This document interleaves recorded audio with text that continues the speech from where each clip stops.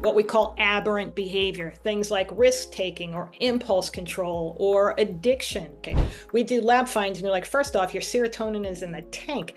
That SSRI that you've been taking for 30 years has done nothing but made your kidneys, your liver, your bladder work harder. And my kind of message to people is don't wait until that gift is on its way out, until you realize, hey, boy, I really had something and I didn't appreciate it or realize it when I had it. Hey, everybody. Welcome to this episode of the Heal the Hurt podcast. My name is Chris. I'm your host.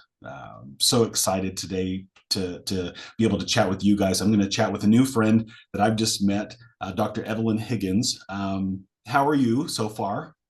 I am great, Chris. I'm great. How are you? So good. So good. I'm really excited for this chat. I'm going to read your bio. I know that we as professionals don't love having to come up Yeah, with bios and talk about ourselves. We get really passionate about the work and right. helping and all those things. But to our listeners, to our audience, I made her give us a bio, so I'm going to read that. So Dr. Higgins is the founder of Wired BioHealth and Wired for Addiction. She's a recognized international expert in epidemiology of behavioral health, which I love. As the diplomat of the American College of Addictionology and Compulsive Disorders and diplomat of the American Board of Disability Analysts, specializing in pain management, Dr. Higgins has had the honor of advising the U.S. Surgeon General. This is a big deal. Serving as the 1996 Olympic team doctor, and that's kind of current. That's been in that's a big deal recently. We just had the Olympics, and also Olympic torchbearer, as well as a TEDx speaker and 2021 nominee for Modern Healthcare's Top 25 Innovators in Healthcare. And so I am so incredibly honored to have you and have this opportunity to connect with you. Thank you for being here. After reading that bio, anything that you would add in as far as who you are and what makes you tick? Well, first off, thanks, Chris, for having me. I really appreciate it. And I appreciate the work that you do. Um, really, that's my professional bio, my professional and my personal crossover pretty much everywhere in my life. Like you mentioned, the Olympic and the torchbearer. And that's, to me, that's a passionate area of my life. But how all this came to be is both personal as well as professional. The way I was touched by addiction in my own life, married a man who is an alcoholic and actually had several addictions. So the work I do is not just what I do for a living, but it's also how I try to touch the world from my perspective of what I experienced and how to help other people. Yeah, that personal connection where I know what this is. Right. This has affected me. Right. This is, I love how you said that. Like, it's not just my work. It's not just this thing I do. This is, I know this. I Right. understand this. Right. So that's wonderful. That's wonderful. As we begin, sometimes at the end, I say, well, how could people like follow you? How could they get in touch with you? I also like to sometimes ask that in advance because as people are listening or watching, I want them to be able to go follow you and start Sure. to like do those reviews. So are you on social media? How would people who are intrigued by what we're going to be talking about, how would they connect with you and find you? Sure. First off, the two websites, wiredforaddiction.com, all spelled out, and then wiredbiohealth.com. And also I'm on social media. You can find me, Dr. Evelyn Higgins, Instagram, Facebook. And I put pretty much my daily as positive, inspirational kind of things. Cause life isn't always that easy, and it's much easier to join the bandwagon of what's wrong with everything than try to raise above that and say, well, what's right with things and how do we put ourselves on that track instead of the track everybody else wants to go on. Yeah. So that's my social media stuff. Yeah, pretty much you can find me in a lot of places. I've probably been a guest on over 500 podcasts. TEDx, my TED talk is Understanding the Biomarkers of Addiction. Definitely, if this information resonates with anyone, I really suggest you go to that TED Talk because in 7 minutes, I take some really, really complex science and boil it down to what it's understandable for anybody to understand how this is all applied. And really my work was, came together. My husband and I had a daughter together, and in her first year of life, we found out that he was adopted. We never knew this. Wow. So now there were all these pieces that I needed to figure out from a health history standpoint of what I needed to know. And I was seeing behaviors in my husband that were like, whoa, this is different than the guy that I dated. This is not the same person. Every day is a little bit different the way he shows up, you know? So now we have a child together, and I'm like, what do I need to know for her? What do we do so we don't allow this to continue and continue and continue? What in science is applicable to what we could use? And that was really, she's now 33, going to be 34. So this is 3 decades of work in getting to the point of where we actually use technology to look at biomarkers of an individual. Because we're all, you know, there's 8 billion people in the world with 8 billion different sets of DNA, yet we treat everybody exactly the same. You know, that makes no sense. And in other areas of healthcare, we have no problem employing the latest technology and science, right? Looking at biomarkers, looking at how do we advance this using more high-level science, using precision guided for our genetic strengths and weaknesses. I mean, let's face it, everything in life, we all have strengths and we all have weaknesses. That is also true of our physiology, of our DNA. So know what those things are, right? Know what you have to be on the lookout for instead of just, you know, let's just all let it happen. Right.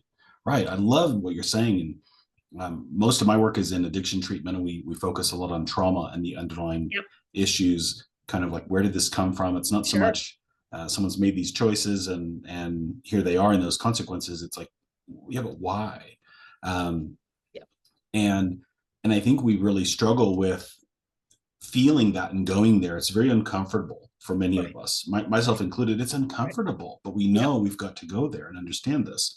Now, you said biomarkers a couple of times, and I want you to define that for us. We hear it. It sounds awesome. It sounds scientific. It sounds like, well, I need some of that, you know. And there become these trends in health, right? In our care, and people will shell out a lot of money to pay for the latest and greatest, the most science-backed things. But as you're talking about that, so tell our audience, tell me, what's a biomarker?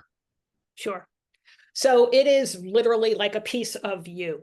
Okay, so we're looking at one of the areas. We look at 85 biomarkers in total. So 69 of them are what are called SNPs, or single nucleotide polymorphisms.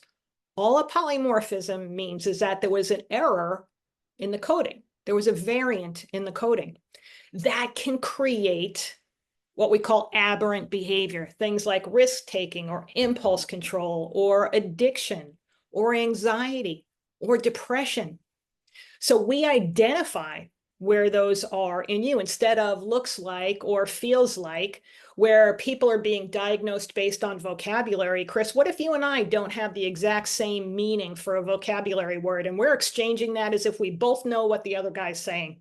Maybe we do, maybe we don't, right? So we've got to identify, and we're at this time within science that we can actually do that. So we need to do it instead of looking at, you know, moral flaws of people. You should have done this, you should have done that. What's your starting point? Where are you, right?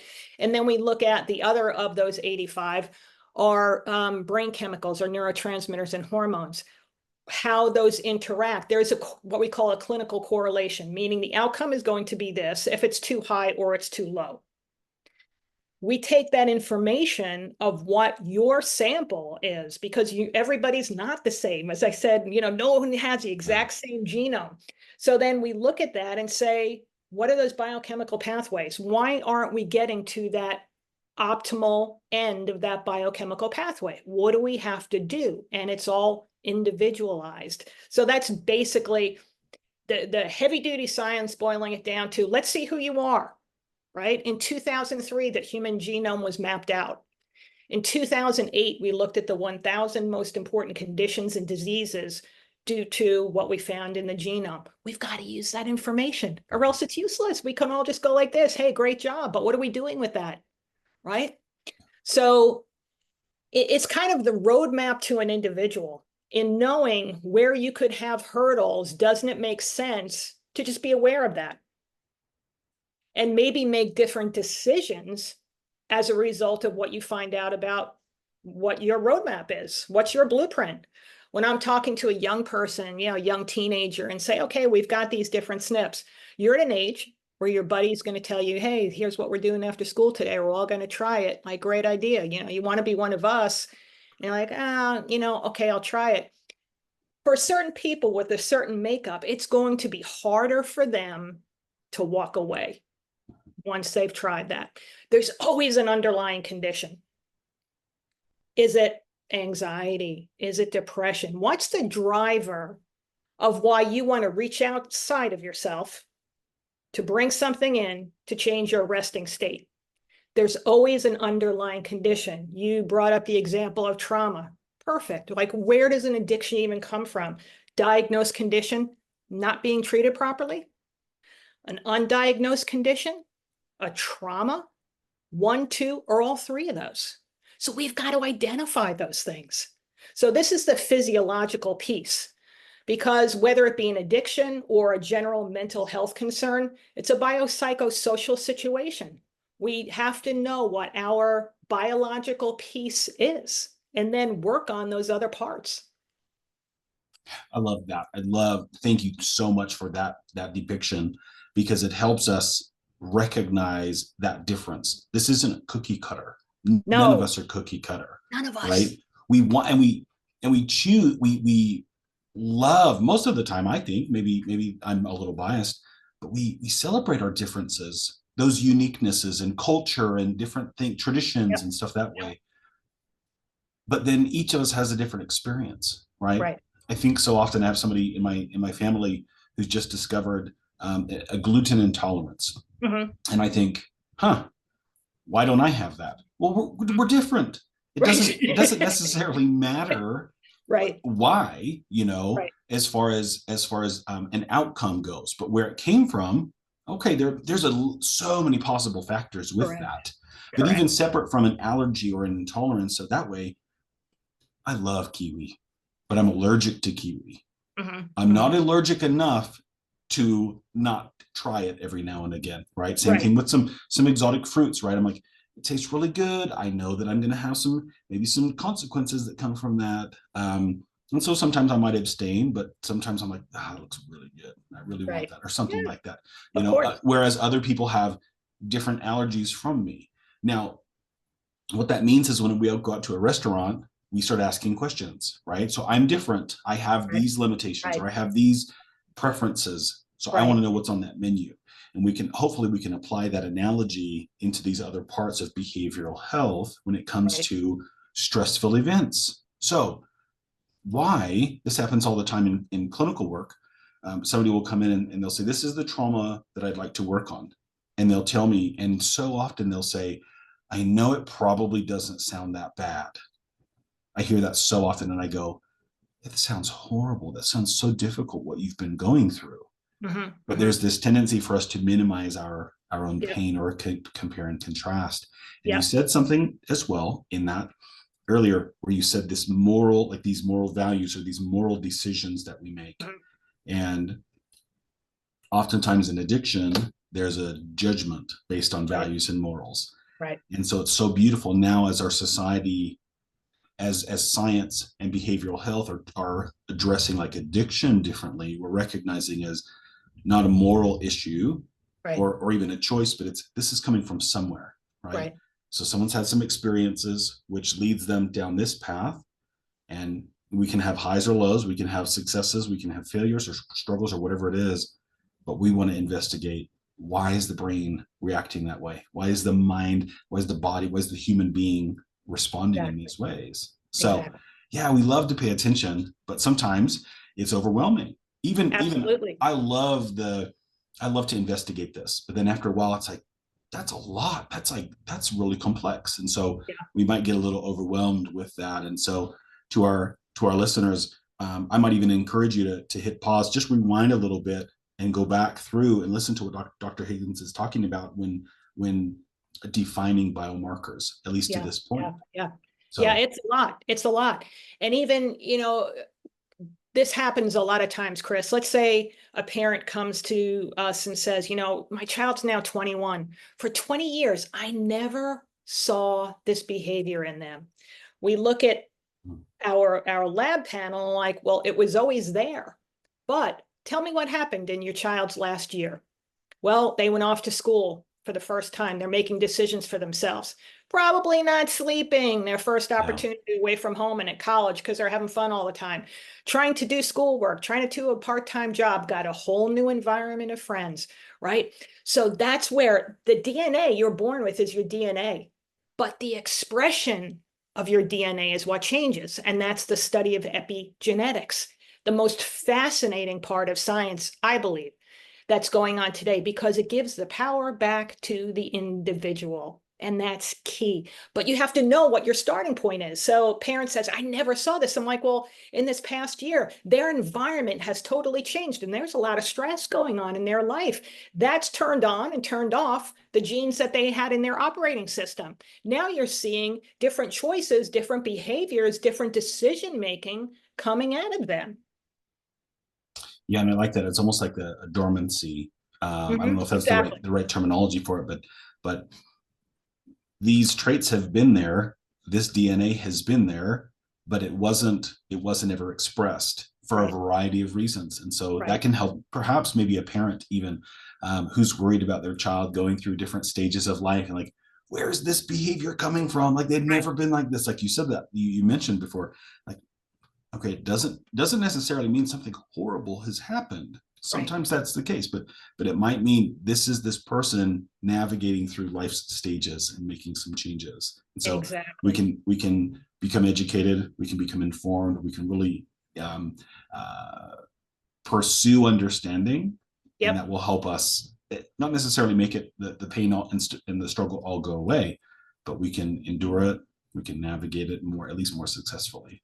Exactly. Exactly. And like I said, to me, a big part for your listeners is in the taking the power back, because once we know where it all comes from, we can create a plan to move forward through that instead of just, whoa, this isn't good. And we admire almost what's happening, Mhm. right? We're just watching it and watching it unfold.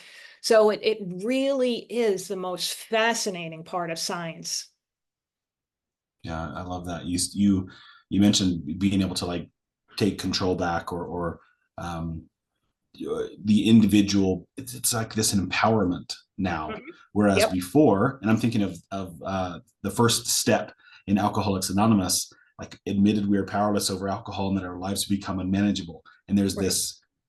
there's this piece that goes, I'm powerless and or I'm powerless, but like it's not a period at the end of Right. that word powerless.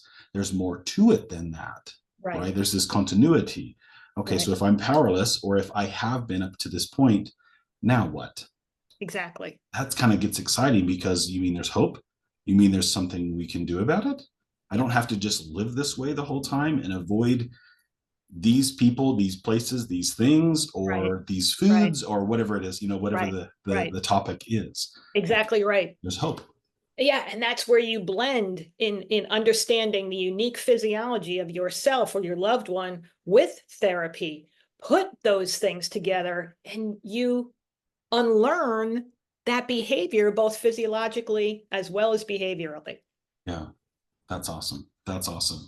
Well, okay, I told you that I prepared a couple of thoughts and things I wanted to discuss or some questions for us to Sure. start to dig into this, the meat of this. And so this first question, it's kind of around the role of pain in addiction. And we touched a Mhm. little bit about that already, but so as someone who specializes in both addiction and pain management, you have this unique perspective. And I want to know how you see the connection between physical and or emotional pain and the onset of addictive behaviors, and how can we better address pain management? And this is kind of a loaded question or a big complex question.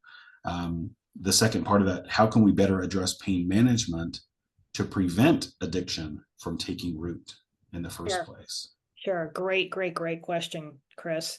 And I mean, with what we've experienced with the opioid crisis, I think that couldn't be a Mm, better question to bring up the reality of what that's done to people. yeah. Because we were looking for the Band-Aid in this part of pain. We were looking for the Band-Aid of here, just give it out. And 30 years ago, I saw people becoming dependent. Then after that, I saw people become addicted Mhm. to what they were being given under all good pretenses on both sides, right? But again, it was because we were set up to think about everything as a quick fix and as a Band-Aid instead of get to why did this happen to begin with and what needs to change. So as far as pain goes, one of the areas that we look at in our panel are inflammatory markers. If you have a body inflamed, you're going to wind up with pain. You are going to have that. So unless we change that, it's always going to be chasing the tail, right? So that's in the physical aspect of things. In the emotional aspect of pain and the behavioral aspect of pain, you look at as a country, we consume 80% of the entire world's pharmaceuticals when it comes to pain management. 80%. We make up, Oh, depending on whose number you want to look at, 5 to 7% of the globe. And we're consuming 80% of pain medication. that's wild. That's insanity, Yeah. right? This is what we're teaching people to be the answer. And I'm not anti-pharmaceutical, but there's a time and a place. Mhm. It's not the first go-to. The first go-to should be figuring out the why, right? So if we're consuming 80% of the world's pain medication, our answer to everything is you have pain here, take this. Well, we have to do what I call the honesty inventory. Is our pain physical? Is our pain emotional? Is our pain intellectual? Is our pain spiritual? I'd say the way we're operating as a nation, it's all of it. Yes. Yeah. It's all of it. And we want the quick fix. We can't get there that way. So now where we're at in employing technology that's available, and that's why I am as loud as I am about this of like, guys, this is here. We don't need to be saying, hey, in the future, it's now. Use it. We have to look at these inflammatory markers. We have to look at these other parts of us, whether, say, our pain is emotional. We need to look at the neuropsych markers, things like COMT gene, catecholamine methyltransferase gene, where we sit in anxiety and depression longer than we should. We can't turn the corner. Something bad happens this morning. Let's say on your way to work, Chris, you got cut off by somebody and you just wanted to follow them and you wanted to, run them over and you couldn't let it go. You get to your office and what happened to me this morning? You go home tonight. If you have a family, you're like, what happened to me on my way to work? You just can't let it go. Mhm. We have to figure that out in somebody, or else that's going to be their life. Or maybe the GAD1 gene, glutamic acid decarboxylase. The job of that GAD1 gene is to convert glutamic acid, which is a stimulant neurotransmitter, to GABA, which is a calming neurotransmitter. If our bodies can't convert to the calming, we never reach that state. We are in perpetual motion of pain, suffering, and everything else that's wrong in my life and in the world. We've got to get to those roots Mhm. and uncover that. And our statistics would rapidly decline from 80% consumers of pain medications in the world if we would just go with the route of what makes sense. Figure out what individually with you is happening. And that's only a couple of examples. I mean, that's what I said, 4 things out of 85 that we look at, right? But this is what we have to do because we're not the same. And then if you go the step beyond that is in talking about like the traumas, and your patients may say, I'm kind of embarrassed. It's not really a big deal, right? We all have trauma, little t's, big t's. Mhm. But what matters is, how did it affect you? Yes. Right? That's what matters. So when we're looking at the same thing within our physiology, we all have strengths. We all have weaknesses. We have to identify them to know how it is affecting you. That's the important part. Mhm. We all want to be individuals, as you said earlier. We all do. We all want to cast a spell on, I'm different, I'm this, look at me, look at me. But then when it comes to actually playing out your health, let's all make believe we're the same one person. Insanity. pure insanity. Yeah. Yeah. I think, I was mentioning maybe some trendy things earlier, and or citing that so that things become trendy, and we'll hear from somebody, oh, you're looking great, what in whatever realm that means, whatever Sure. characteristics that might include, um, and they go, what have you been doing? You look wonderful, or whatever it is. Well, I've been doing this and this and this, and a response might be, well, give me the phone number. Let me get all of those Right. things. Where can I get that? Right. I will take on that exact regimen Yep. and think that it will fix my problems, my issues, Yep. regardless of what they are, and regardless of how different or similar they may be with this person that I'm now interacting with, saying, you look great, Yep. right? Exactly. Exactly. And so we Exactly. hear cure or we hear fix, and we think there's maybe this wishful thinking that that will help me too. Right. And you're making me think of an experience, and I won't share it in this. I've shared it a few times separately, but standing in the Band-Aid aisle with my daughter, and I had this epiphany of, we use so many different Band-Aids to cover up our pain, and they Yep. all have these different labels on them, and the part of the metaphor being actual Band-Aid brand, or an off-brand, or a Uh, Disney princess, yeah. and how that might be for someone. It might be cocaine, it might be alcohol, it might be gambling and shopping, it might be Yep. food, Yep. exercise, sex, like any of these things. Yep. We use those Band-Aids to cover up the wound, because I don't want to look at the wound. Right. I can't handle the wound. Yep. It's gaping, it's scary, it's oozing, it's all of the gross things, all of the Hmm. scary, terrifying, Hmm. paralyzing things. And so we have this belief, I think, as human beings, um, and I don't think it's a true belief, but I think it's a learned expectation. Cover it up, and it will go away. Cover Right. it up. Don't look at it, and you won't Right. have to think about it. Right. Put the wound behind you so it's out of your vision, and Yep. it won't hurt anymore. Even as a young person, I think I heard the phrase, maybe from an uncle or cousin or something. When you hurt your knee, and you're crying about hurting your knee, and they say, well, give me your finger. I'll make your knee not hurt anymore. Right. That kind Right. of thing. And Right. it's, well, all that is additional pain, right? Distraction, and then avoidance, and me forgetting about the original underlying Exactly. wound. Exactly. Nothing's fixing that knee. Sometimes time helps things Yep. heal, right? Yep. Yep. Yep. But when we have traumas, I don't believe for one second that it's just only time heals the Right. heart. Like, there's things that we do with that amount of time that help to relieve pain and misery and suffering. Um, but I love what you're talking about. Like you're sparking these thoughts in my mind of even us seeking a quick fix and Hmm. immediate relief or immediate gratification, Right. seeking pleasure, avoiding pain, and Right. how even the path of least resistance, what's it going to take to make this pain go away? Right. I know how quickly I can be Yep. numb, Yep. but if I want long-term relief, if I want cure, if I want actual healing, I might be feeling that pain, the ache of it, the throbbing of it, the intensity of it for a little longer. But Right. down the road, I might get this idea of actual relief, right? True relief. Yep. Yep. Beautiful. Really well said. And it's just so true and true to the big picture of life. Yeah. Yeah. Yeah. And it's hard.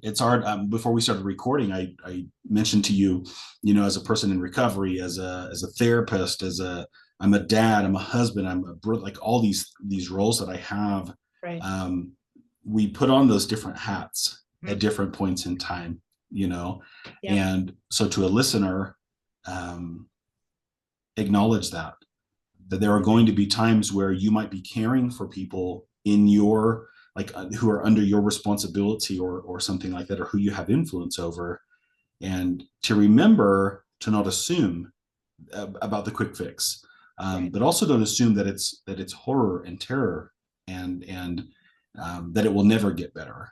Right. And That it has to sometimes be a as forever. Yeah. Yeah, because sometimes as humans we react one way or the other to those Sure. to those extremes, Yep. um, and we all are individuals who, some of us can handle emergencies and others we cannot.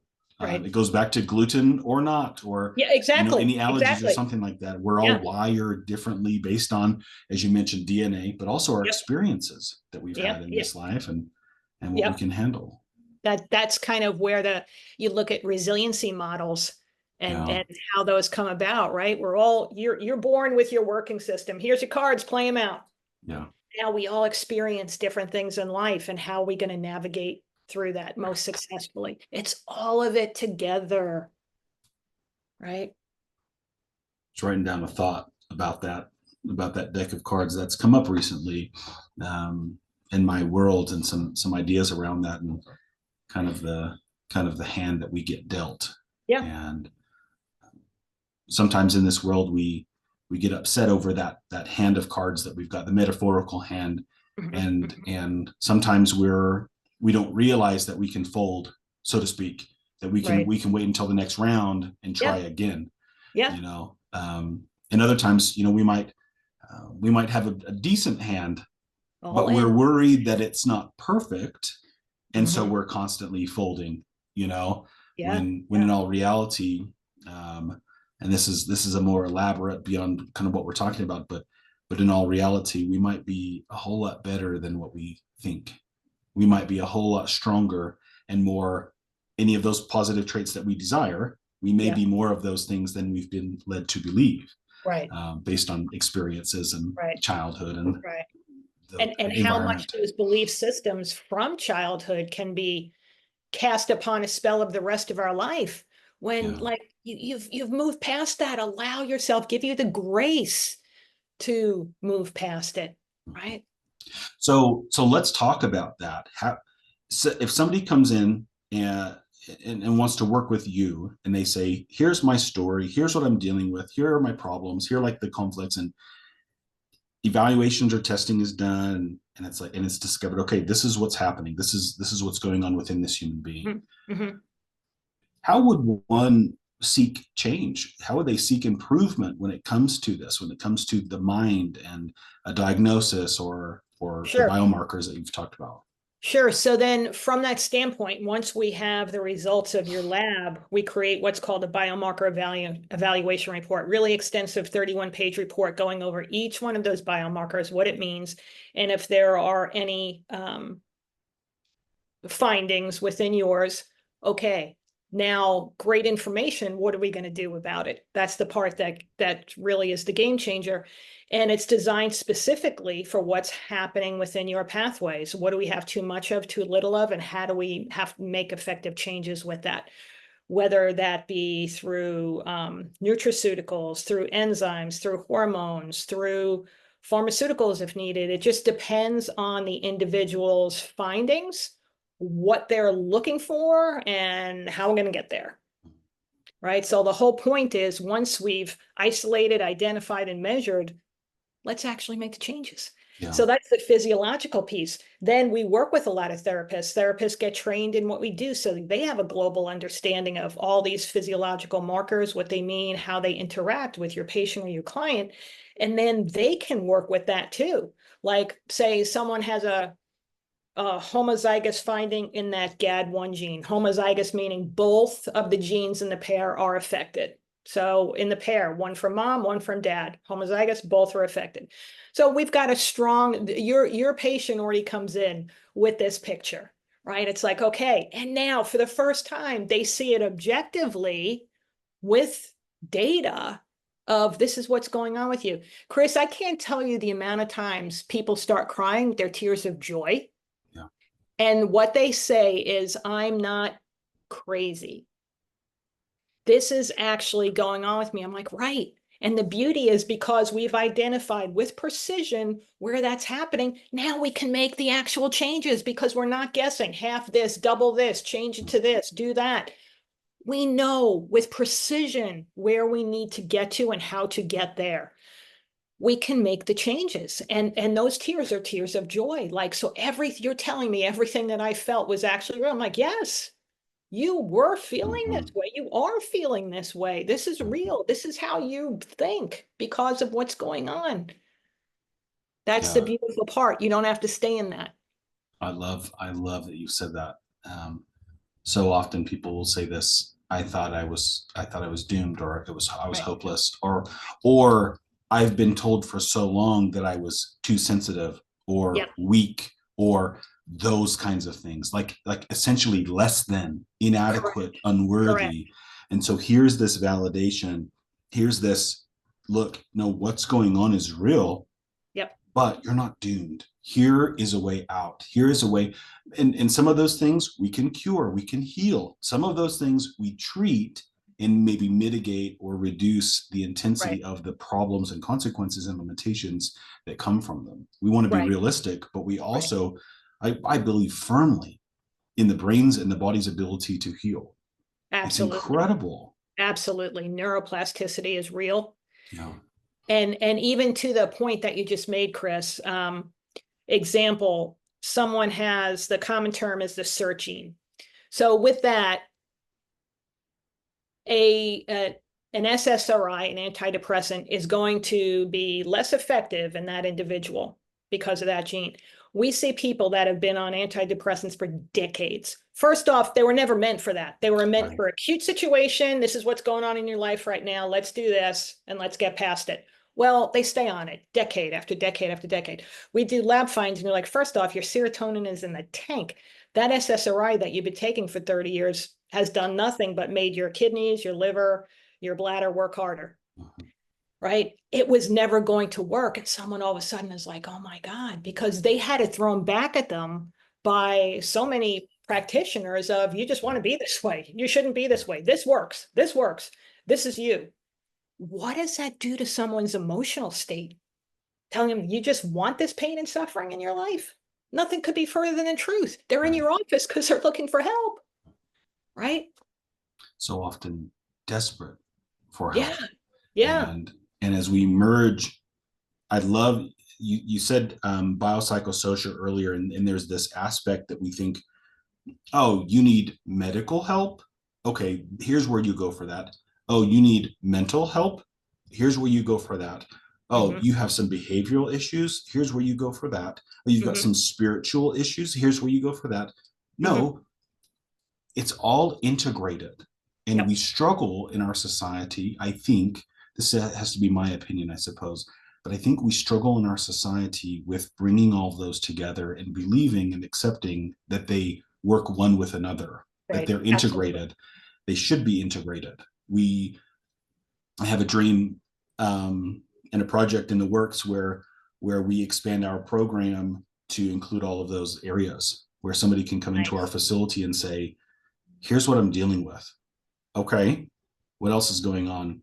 Well, rather than referring somebody 20 miles down the road or up to the next urban city, or 6 months from now, you can get an appointment with this Right. specialist. It's, Right. you know what, we happen to have a guy under this roof who can help you with that. Let's run over to the elevator real quick, and I'm going to take you over there. I'm Yep. going to at least introduce you. Maybe you can't get in until next week, but I'm going to give you this warm handoff. I'm going to introduce you to this Right. provider. We got you. Yeah, And it doesn't exactly. mean we're not promising miraculous healing, but it's fascinating how often I witness miraculous healing with people who are determined to change their lives, with people who are Sure. determined to not continue to accept the way that it's been, and they Right. say, I need change. It's a great way to But say. often that takes some commitment. It takes day by day changes. It Yep. takes an adherence to maybe um, a fitness routine or nutrition, an amount of sunlight, and those kinds of things that the Yep. body and mind need and the spirit need Right. for that change. But Yep. so Yep. often, I talk a lot about sleep hygiene and how important it is, and then I joke because I'll go and now let me take a sip of my energy drink, right? And I go, but you should, to my kids, don't drink these, kids, to my Yeah. patients, like, you shouldn't have this.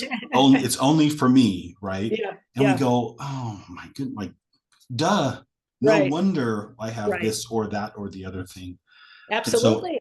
again, we're human beings. We are operating on a journey, on a path, and we're all working towards something. And hopefully we recognize how much control and influence we have over that journey for ourselves. Some of those things, and we won't get into the stuff we don't have control or influence over. But it's I can make those daily decisions to be moving toward better health, toward Absolutely. improved mental control and stability Yep. Yep. as And you gave well. so many great examples, Chris, the things that we should be pulling out of our toolbox every single day of our lives with quality sleep.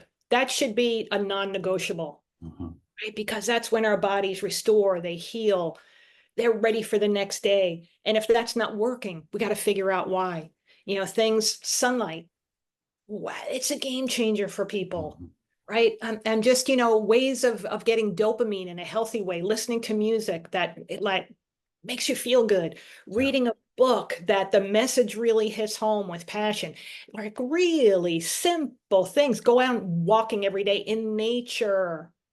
Everything that we need to learn can be found in nature, and closing your mind off to all the other junk that's on these things, and Yeah. just being in that moment in nature. Oh my gosh, what you can do to change the levels of your serotonin, your dopamine. Those are simple things, and they don't have to cost any money, Mhm. and they should be part of your every single day. And if when you do that honesty inventory and say it's not, like, okay, how are we going to make the changes then and really start realistically? You're not going to do all of them in a day, realistically, Mhm. right? If it's something as simple, I am a big fan of gratitude. Every night before you go to bed, 5 things. That doesn't take but 2 minutes. Give me 2 minutes of your day, right? What you're grateful for, because you're now planting seeds in your mind of what tomorrow is going to be, because everything's positive. Now you're interacting with the world in a more positive way. What do you get back from the world? A more positive experience. Yeah. These are things that, but sometimes people want to make it more complex. But no, no, no, you don't get it. I know I need a medication. I'm like, I'm not saying you don't, but let's start with these really basic things and Yeah. use those. Yeah. Absolutely. And there might be a magic pill out there. I haven't found it as a patient or provider or a friend or whatever role I'm in that capacity. Um, but there are so many things that we can do that will improve little by little. But Right. again, I don't want little by little. There's that part of my brain that goes, I don't want little change. I want drastic change. I want everything fixed right now in one fell Right. swoop. Like, get it done, and Right.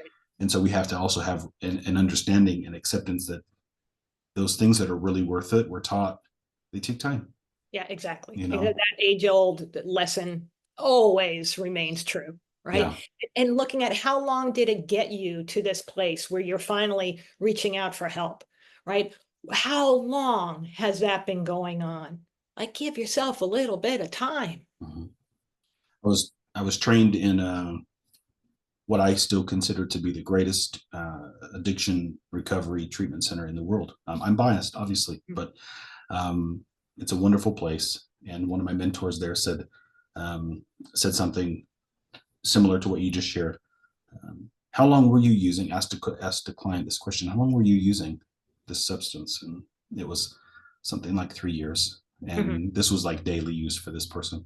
Mhm. And my mentor, the she's a therapist. She said, it doesn't mean it's going to take you 3 years to be in recovery, but you need to understand it might.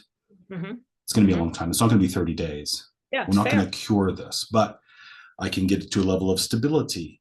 I Right. can start to understand things. I can see things clearly, right? And it's not just chemical detox that we're talking about. There's this social detox, right?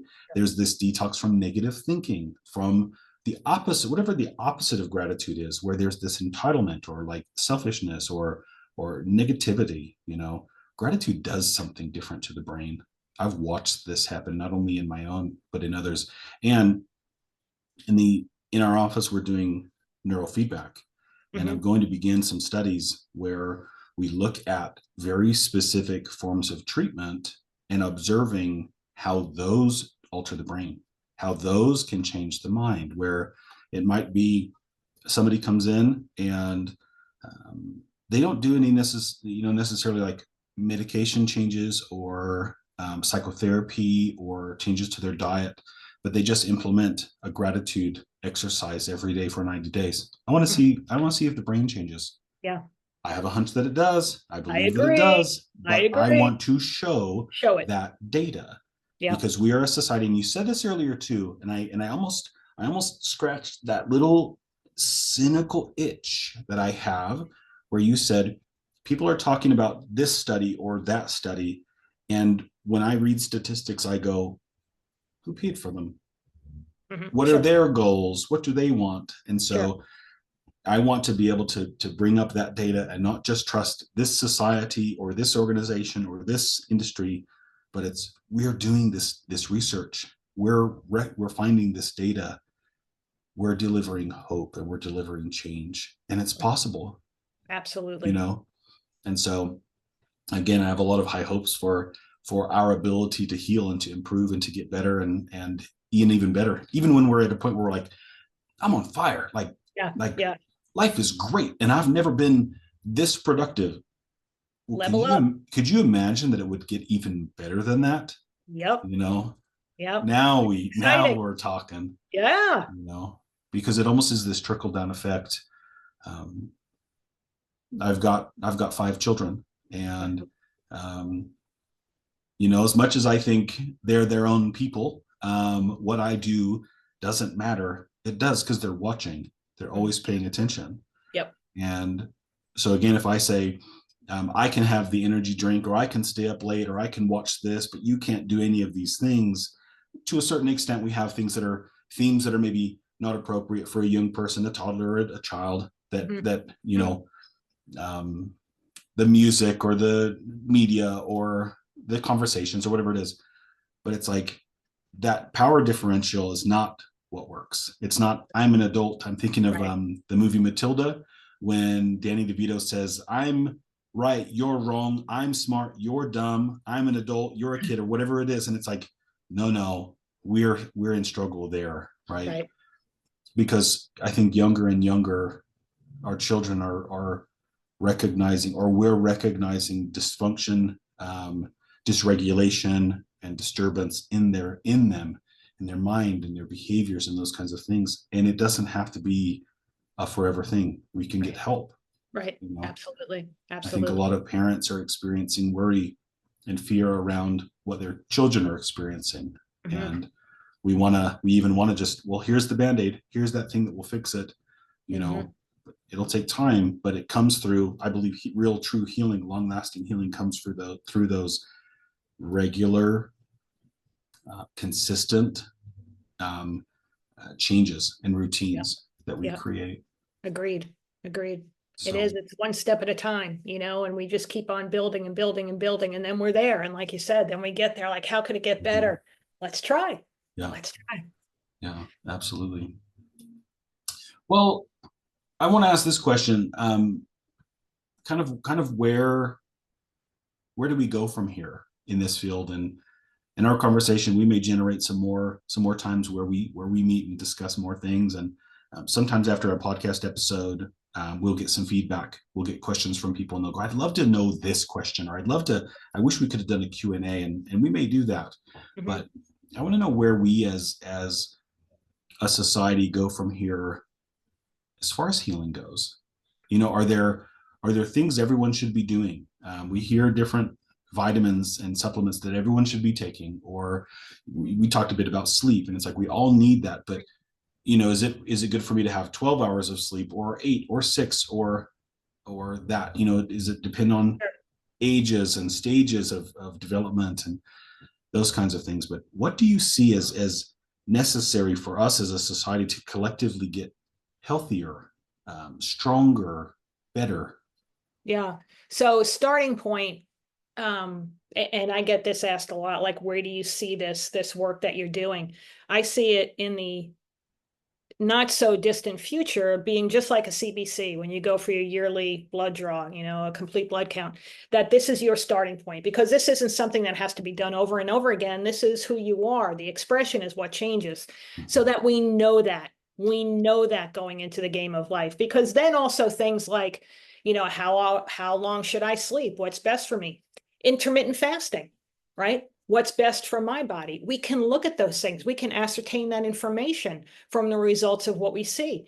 just using that intermittent fasting example, one of the categories that we look at are called autophagy genes. Autophagy is kind of like the garbage man of your cells.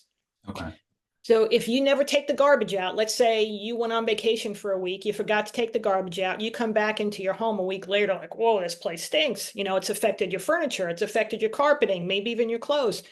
It's so in autophagy, if we're not removing the dead debris, which die off every day and are supposed to, it's going to affect all the other cells around it.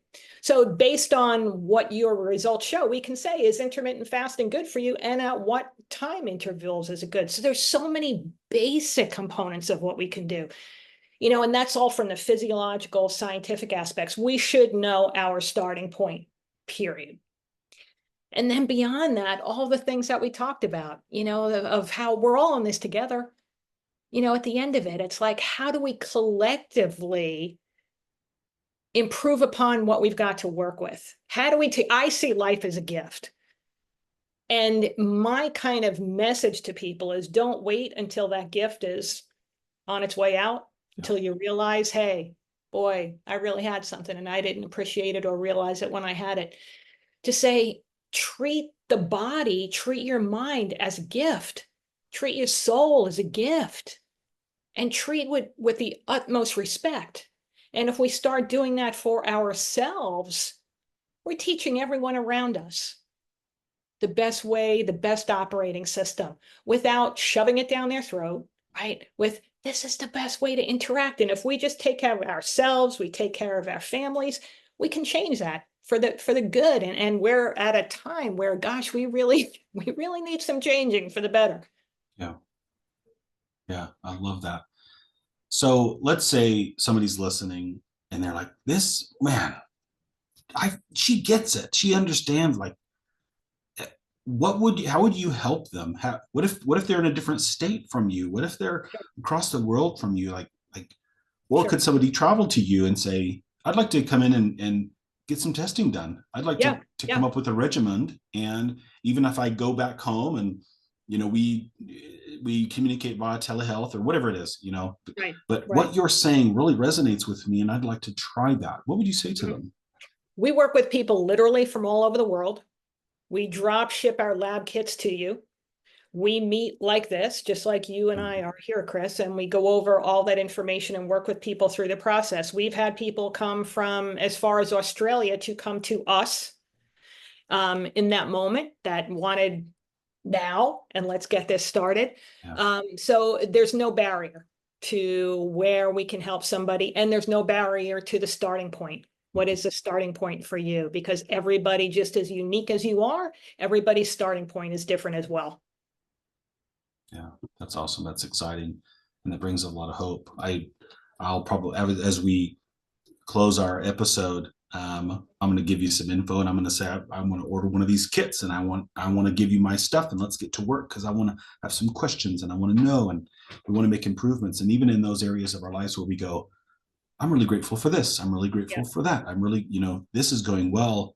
How can I enhance? How can I improve? How can I just make it a little bit better? Right. And you talked about gratitude a lot. In this last week, I asked, I've got a group of individuals that we kind of chat and there's some support and things. And I asked the question, what are you grateful for? And the week prior, I talked about being grateful for health. Mm-hmm. And this last week, there was a win, somebody that I'm close to. And it's like, I'm grateful for that win, right? Something that hits me a lot is I forget to be, and I don't know who resonates with this as you're listening, I forget to be grateful for those things that I just have come to expect on a regular basis until they go away. So health is probably the most prime example. Yep. I just expect that I'm going to wake up feeling good. I expect that I'm going to wake up and not have a cough or a runny nose or a headache or something like that. Yeah. And I as a human being, when I start to get the cough or the nausea or this or whatever it is, I get grumpy. Why does this have to happen to me? Or no, this is the worst time, or how inconvenient, and those kinds of things. And I go, man, I really should be more grateful when I'm feeling good. I should recognize it, because what is the ratio? It's different for everybody. Is it 2-to-1 healthy versus when I'm sick? Is it 10-to-1 healthy versus when I'm sick? And I will make a commitment or not a commitment, a claim that the more we live in gratitude, I have observed this in my clients, in my clinical work, and in my own life. The more time we spend in gratitude and recognizing what's good in our world, Mhm. the less we get sick.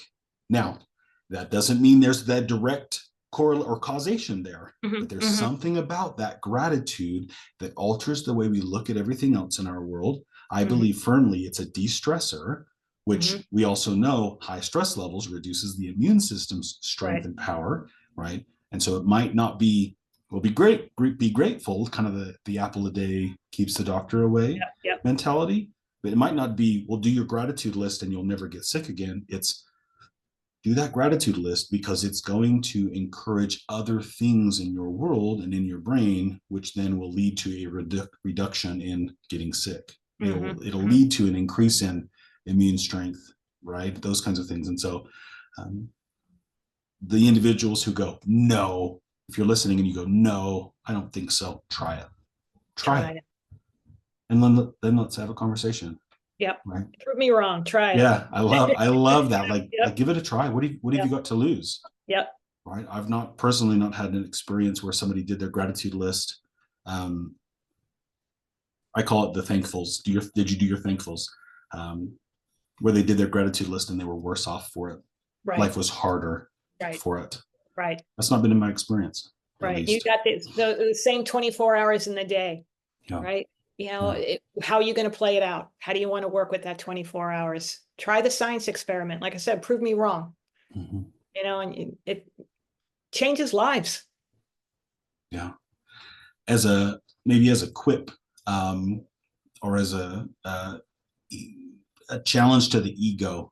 I mentioned working in residential treatment, and there were times where another mentor of mine, um, we were working with a client, and this person was a little rebellious and kind of rejecting some of the treatment offerings and suggestions and assignments and things, and was considering leaving against medical advice. And this mentor said, I'd encourage you to something to this effect. I encourage you to just do these 30 days and give it a try. If you get to it and you're not satisfied, like we'll refund your misery. And it caught me so off guard. I It's was like, great. you can't say that to somebody. Yeah, Now I understand the context. Like, that's great. oh well, I was miserable Right. before I came to this place. Yeah, this is hard. Change is hard, but I don't want what I had. I want something different. Right. So I've got to have those, yeah, even dailies. I use a lot of dailies, and I've got to have those things that will help encourage that ongoing change. Because again, it's Definitely. not going to be an overnight alteration. We'll notice improvements over time, but Right. sometimes we have to pause for a minute and go, what were 3 months ago like for me? What was it like 6 months ago? Recently I started taking a specific supplement, and it takes me a minute to think about it and go, I do think my brain's working better. Hmm. I do find myself more organized and more productive. I'm getting things done more Hmm. Hmm. efficiently. Yep. Not perfect. Right. If we zoom out, I don't know whether somebody's watching or just listening, but if you zoom out on the camera and you saw my desk, it doesn't look tidy, Hmm. but the brain is operating more efficiently, Right. more Right. effectively, right? So there's been improvement. And so we also have to give ourselves patience that something that's worth it is going to take time, You got it. but there's Couldn't hope. agree more, Chris. So, Absolutely. well, tell us again when somebody wants to get in touch with you, when they want to work with you, shout out those websites again. Sure. Wiredbiohealth.com or wiredforaddiction.com, all spelled out. Either one of those, jump on, get some information, talk to one of our clinicians, and see if this is a fit for you. But everyone's starting point, you should know. You should know what's your blueprint. Yeah. Your life can be so much better. Yeah. There's hope. There's hope. And Absolutely. that's a big part of our intention with this podcast, trying to generate these kind of conversations is to Hmm. reach people who may be feeling like they're at the end, Right. like there's Right. not hope, like they're doomed. And there are big things in this life. There are hard things in this life. And maybe we can't fix those things, but you don't have to do it alone. You don't have to be lonely in this. But again, we do believe that a lot of things can be resolved, can be healed. And so I just am so appreciative of your time and taking out a big part of your schedule to join me. Dr. Higgins, it's been an honor. I'm very excited to continue conversations down the road, even whether it's here on the podcast or just separately and professionally. Yeah. Thank you again.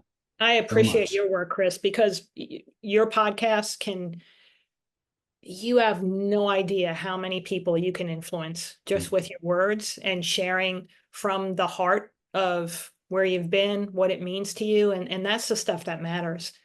That's the person that you can really listen to and say, he gets it. Yeah, I get it. And I can come out on the other end where he is, so thank you for your work. Absolutely. It's such an honor. I say often to my people, when they say thank you, at the end of a session, I thank you, I'll see you next time. And I say thank you to them. And sometimes I think people are like, oh, you just are like obliged to say that or whatever. Like you have to say that, like, you don't get it. We don't do this work. We can't, I believe this firmly. We can't do this work if it doesn't matter to us here. Right. Spiritually, mentally, emotionally. Right. But I get so much out of this, watching those miracles, observing that healing. It's a very cool, very rewarding thing to do. So thank you so much again for your words and your sentiment. I appreciate that more than you know. So to our audience, you guys are awesome.